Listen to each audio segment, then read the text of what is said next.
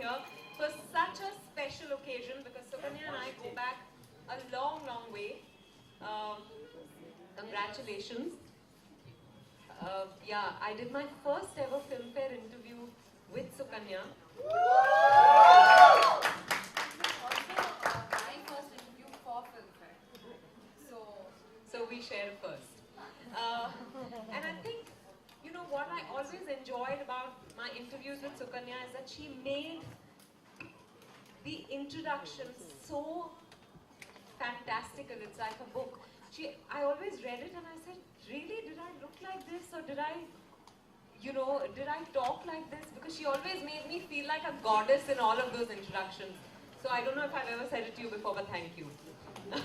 She's exaggerating. She always made great copy, and we always had great fun in the interviews. She's just being nice. Okay, you know, I've been reading the book Dark Things. I'm extremely fascinated. I've read about 200 pages out of 343. Am I right on that? And it was unputdownable.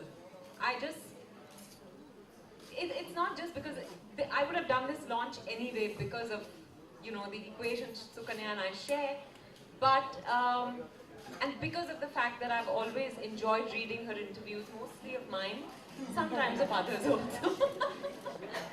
You know, the subject makes a huge difference. But so I would have done this anyway, but I loved reading the book. So I'm happy. I've enjoyed reading the book. I'm enjoying reading it. At some point, I felt like, you know, do I really have to? At some point, I felt like, do I really have to go to the launch today? Can't I just finish the book? I want to know what happens next. So, no, don't worry. I'm going back and forth. Are you sure? I'm really okay. Yeah. I'm a steady character otherwise. So I'm going to ask you a few questions. You know, firstly, both of us hail from Kerala. So the first thought that crossed my mind when I read, is there anyone here who's read the book? Yes. Yeah? Quite a few. Okay, so you guys know that it's about a yakshi. And where we come from in Kerala, even though I was born and brought up here, we've heard of, you know, yakshi stories, people getting possessed by yakshis. So I really wanted to know if that was the inspiration behind you writing a yakshi story, or why did you decide to write a yakshi story, really? So I've always been obsessed with yakshis, and in the school I studied, there was this frangipani tree. Frangipani is champa tree, and the Aya used to tell us, don't go near that because it's possessed by a yakshi, and if you go near it, she's going to eat you up. And it was, and champas are beautiful flowers, and I've always loved them. And then my grandfather and my grandmother would tell me stories about yakshis.